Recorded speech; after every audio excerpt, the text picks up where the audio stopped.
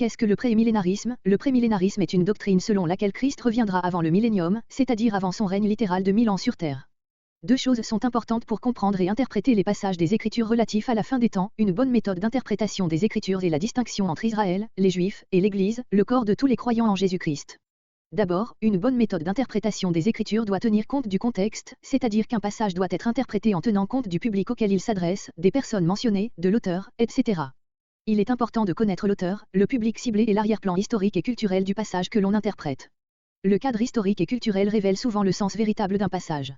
Il faut aussi se souvenir que les Écritures s'interprètent elles-mêmes, c'est-à-dire qu'un passage peut aborder un sujet déjà traité par un autre. Il est donc important d'interpréter tous ces passages de manière cohérente. Enfin, il est fondamental d'interpréter les passages dans leur sens littéral le plus évident, à moins que le contexte n'indique qu'il est au sens figuré. L'interprétation littérale n'exclut pas les figures de style, mais encourage l'interprète à ne voir des sens figurés que si le contexte s'y prête. Il ne faut surtout pas chercher un sens, plus profond et plus spirituel, au texte. Spiritualiser un passage est dangereux, car le fondement pour une interprétation correcte d'un texte devient alors l'esprit du lecteur plutôt que les Écritures elles-mêmes et qu'il n'y a dès lors plus de normes d'interprétation objectives, mais nos propres impressions priment sur les Écritures.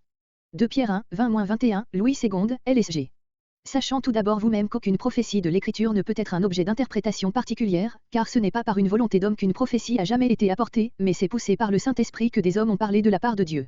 Nous rappelle Chou, aucune prophétie de l'Écriture n'est une affaire d'interprétation personnelle, car ce n'est jamais par une volonté d'homme qu'une prophétie a été apportée, mais c'est poussé par le Saint-Esprit que des hommes ont parlé de la part de Dieu. En appliquant ces principes d'interprétation biblique, on voit qu'Israël, la descendance physique d'Abraham, et l'Église, l'ensemble des croyants du Nouveau Testament, forment deux groupes distincts. Cette distinction est cruciale pour une juste interprétation des Écritures. Particulièrement, les promesses faites à Israël, déjà accomplies ou non, ne doivent pas être appliquées à l'Église. Gardez à l'esprit que le contexte d'un passage détermine à qui il s'adresse et indique l'interprétation la plus juste. En gardant tout cela à l'esprit, penchons-nous sur les divers passages sur lesquels se base le prémillénarisme, à commencer par Genèse 12, 1-3, Louis II, LSG. L'Éternel dit à Abram, va-t'en de ton pays, de ta patrie, et de la maison de ton père, dans le pays que je te montrerai. Je ferai de toi une grande nation, et je te bénirai, je rendrai ton nom grand, et tu seras une source de bénédiction. Je bénirai ceux qui te béniront, et je maudirai ceux qui te maudiront, et toutes les familles de la terre seront bénies en toi. L'Éternel dit à Abram, quitte ton pays, ta patrie et ta famille et va dans le pays que je te montrerai. Je ferai de toi une grande nation, je te bénirai, je rendrai ton nom grand et tu seras une source de bénédiction. Je bénirai ceux qui te béniront et je maudirai ceux qui te maudiront, et toutes les familles de la terre seront bénies en toi. Dans ce passage, Dieu promet trois choses à Abraham, une descendance nombreuse, les Juifs, qui posséderaient et occuperaient un pays et seraient une bénédiction universelle pour toute l'humanité. En Genèse 15, 9-17, Louis II, LSG. Et l'Éternel lui dit, prends une génisse de 3 ans, une chèvre de 3 ans, un bélier de 3 ans, une tourterelle et une jeune colombe. Abram prit tous ces animaux, les coupa par le milieu, et mit chaque morceau l'un vis-à-vis de l'autre, mais il ne partagea point les oiseaux. Les oiseaux de proie s'abattirent sur les cadavres, et Abram les chassa. Au coucher du soleil, un profond sommeil tomba sur Abram, et voici, une frayeur et une grande obscurité vinrent l'assaillir. Et l'Éternel dit à Abram, sache que tes descendants seront étrangers dans un pays qui ne sera point à eux, ils y seront asservis, et on les opprimera pendant 400 ans. Mais je jugerai la nation à laquelle ils seront asservis, et ils sortiront ensuite avec de grandes richesses. Toi, tu iras en paix vers tes pères, tu seras enterré après une heureuse vieillesse. À la 4e génération, ils reviendront ici, car l'iniquité des Amoréens n'est pas encore à son comble. Quand le soleil fut couché, il y eut une obscurité profonde, et voici, ce fut une fournaise fumante, et des flammes passèrent entre les animaux partagés. Dieu scelle son alliance avec Abraham, de manière à en assumer toute la responsabilité, de telle sorte que rien de ce qu'Abraham ferait ou ne ferait pas ne puisse l'invalider. Ce passage établit également les frontières du pays que les Juifs allaient occuper. Pour un plan plus détaillé des frontières, voir Deutéronome 34. Deutéronome 30, 3-5, Louis II, LSG. Alors l'Éternel, ton Dieu, ramènera tes captifs et aura compassion de toi, il te rassemblera encore du milieu de tous les peuples chez lesquels l'Éternel, ton Dieu, t'aura dispersé. Quand tu serais exilé à l'autre extrémité du ciel, l'Éternel, ton Dieu, te rassemblera de là, et c'est là qu'il t'ira chercher. L'Éternel, ton Dieu, te ramènera dans le pays que possédaient tes pères, et tu le posséderas, il te fera du bien, et te rendra plus nombreux que tes pères. Et Ézéchiel 20, 42-44, Louis II, LSG. Et vous saurez que je suis l'Éternel, quand je vous ramènerai dans le pays d'Israël, dans le pays que j'avais juré de donner à vos pères. Là vous vous souviendrez de votre conduite et de toutes vos actions par lesquelles vous vous êtes souillés, vous vous prendrez vous-mêmes en dégoût, à cause de toutes les infamies que vous avez commises.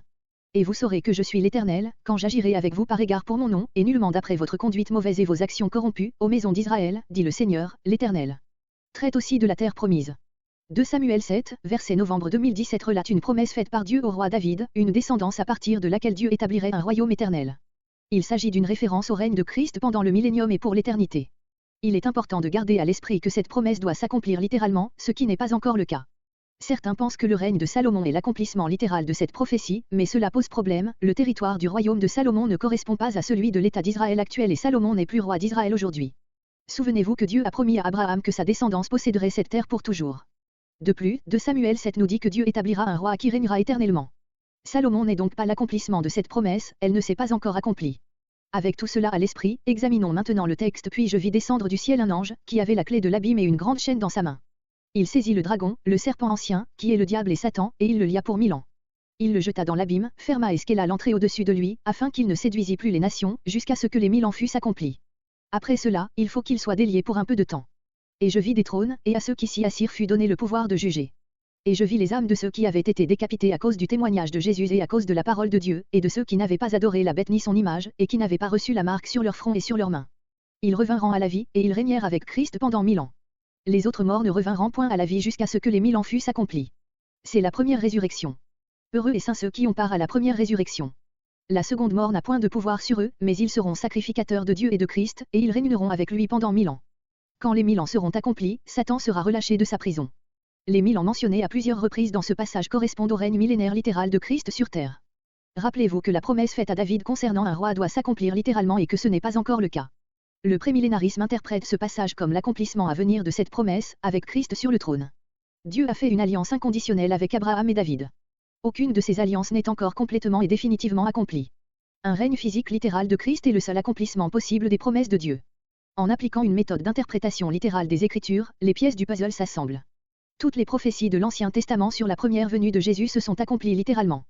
On peut donc s'attendre à ce que celles concernant son retour s'accomplissent littéralement aussi. Le prémillénarisme est le seul système qui corresponde à une interprétation littérale des alliances de Dieu et des prophéties ayant trait à la fin des temps.